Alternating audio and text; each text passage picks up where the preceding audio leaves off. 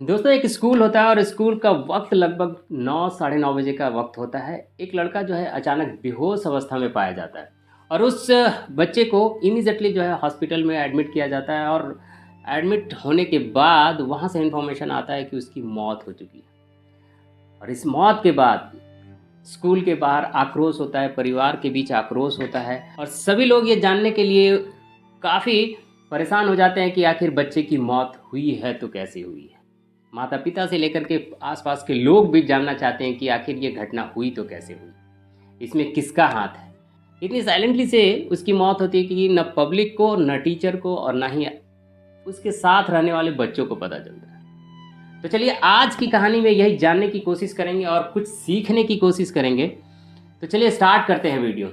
नमस्कार दोस्तों, दिल से स्वागत है आपका फिर से एक नई और सच्ची क्राइम स्टोरी में।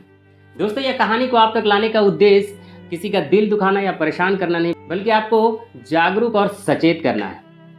3 दिसंबर 2024 वक्त होता है लगभग 9 साढ़े 9 बजे का और ये घटना है राष्ट्रीय राजधानी दिल्ली के वसंत विहार में। वसंत विहार में एक स्कूल होता है, चिन्मया स्कूल, और चिन्मया स्कूल का टाइमिंग लगभग 9 सवा 9 बजे ही एक इन्फॉर्मेशन कॉल जाता है पेरेंट्स के पास, गार्जियन के पास एक कॉल जाता है। सबसे पहले कॉल जाता है उसके पिता के पास कि आप जो है जल्दी से जल्दी फोर्टिस हॉस्पिटल पहुंचिए क्योंकि आपके बेटे का जो है तबीयत खराब है। पिता सागर अपनी ड्यूटी पे निकल चुके थे, वो भी परेशान। वो जितना जल्दी हो सकता है फटाफट वो अपनी पत्नी नीतू के साथ फोर्टिस हॉस्पिटल पहुंचता है। जब फोर्टिस हॉस्पिटल पहुंचता है वहाँ का मंजर ही कुछ और पाता है। स्थिति ऐसी हो जाती है कि डॉक्टर उन्हें बताते हैं कि मैं आपके बच्चे को बचा नहीं पाया। ये सुनते ही माता पिता फूट फूट कर रोने लगते हैं और रोते रोते ये कहते हैं कि आखिर ये हुआ कैसे, क्यों, कहाँ पे हुआ, स्कूल में हुआ है, हॉस्पिटल में हुआ है, ये जानने के लिए काफ़ी परेशान हो जाते हैं। और इससे भी पहले हॉस्पिटल ने ये इन्फॉर्मेशन पुलिस को दे रखा था। पुलिस मौके पे पहुंचती है और अपनी जांच में जुट जाती है। जांच में शुरुआत में ही सबसे पहले पता चलता है कि लड़के की उम्र जो है लगभग 12 साल है। लड़का का नाम प्रिंस है और वो 6ठी क्लास में पढ़ता है और इसका एडमिशन इसी चिन्मया स्कूल में शुरू से लेकर के आज तक हुआ है। उसके पिता जो है इसकी एडमिशन काफ़ी मशक्क़त से कराए थे, बड़ी मुश्किलों से इसकी एडमिशन हुई थी। 3 बार इसने फॉर्म भरा था, तीसरी बार में इसका सिलेक्शन हुआ था और वो भी EWS कोटे के साथ। क्योंकि सागर जो है बहुत पैसे वाला नहीं होता है, अपना जीवन यापन एक साधारण जीवन जीता है। वो प्लम्बर का काम करते हैं और प्लम्बर का काम करते हुए अपने बच्चे का एडमिशन जो है चिन्मया में कराते हैं। वह इसलिए कराते हैं कि बचपन से ही प्रिंस पढ़ने लिखने में बहुत अच्छा था।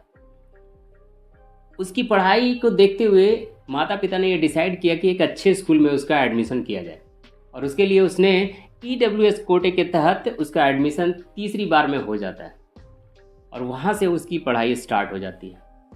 3 दिसंबर सुबह 8:30 बजे के आसपास पिता सागर जो है बच्चा प्रिंस को स्कूल में छोड़ते हैं और स्कूल में छोड़ने के बाद वो अपने काम के लिए निकल जाते हैं। प्लम्बरिंग का काम करते हैं और काम के लिए वो निकल जाते हैं और 8:30 बजे के बाद वो लगभग 1 घंटे के आसपास में ही उनको कॉल जाता है। वो अपना काम काज छोड़ करके दौड़ते हुए हॉस्पिटल पहुंचते हैं। पुलिस की तफ्तीश में ये पता चलता है कि लड़का होनहार था, किसी के साथ इस तरह का दुर्व्यवहार नहीं होता था, ना वो ज़्यादा एग्रेसिव था, ना ही किसी से मार पिटाई करता था। वो अपने काम से काम का मतलब रखता था, स्टडी करता था। जो भी क्लास में शिक्षक होते थे उनको जो भी टास्क दिया जाता था बड़ा आराम से और बहुत अच्छे तरीके से किया करता था। बच्चों से भी कुछ फीडबैक लिए गए थे, शिक्षकों से भी फीडबैक लिए गए थे। आखिर ये हुआ तो फिर हुआ कैसे? पुलिस के लिए थोड़ी सी समस्या गंभीर लग रही थी। आखिर इस केस को सुलझाए तो कैसे सुलझाए? पुलिस ने सबसे पहले जो अपना हथियार निकाला वो निकाला सीसीटीवी कैमरा। सीसीटीवी की 2 मिनट का वीडियो इस पूरी कहानी की गुत्थी को सुलझा देता है। पुलिस की पूछताछ में ये तो क्लियर हो जाता है कि बच्चा जब पहली बार स्कूल से हॉस्पिटल गया था तो एक और हॉस्पिटल में गया था और वहाँ इसकी एडमिशन नहीं हुई थी क्योंकि उसने एक्सेप्ट नहीं किया था बच्चे को कि इस बच्चे को हम कंट्रोल कर पाएंगे। वहाँ से इमीडिएटली जो है फोर्टिस ले जाया जाता है और फोर्टिस में जैसे ही उसकी एंट्री होती है डॉक्टर ने उसको मृत घोषित कर देते हैं और वो कहता है कि बच्चा पहले से ही मरा हुआ था। डॉक्टर ने ये पूरा क्लियर रिपोर्ट कर दिया था कि बच्चा जो है हमारे हॉस्पिटल में आने से पहले ही उसकी मृत्यु हो चुकी थी। पुलिस को और कोई सबूत दिख नहीं रहे थे तो उसने सीसीटीवी की 2 मिनट की वीडियो को अच्छी तरह से देखा। उस वीडियो में ये पता चलता है कि 2 बच्चे, प्रिंस और प्रिंस के हम उम्र के एक बच्चे का कंधा एक दूसरे से टकराता है और कंधा टकराने के बाद एक दूसरे में थोड़ी सी आक्रोश देखी जाती है। ऐसा कुछ भी नहीं देखा जाता है कि एक दूसरे से फाइट कर रहे हैं या फिर पटक कर मार रहे हैं या फिर किसी हथियार से मार रहे हैं या किसी चीज़ से मार रहे हैं, ऐसा कुछ नहीं होता है।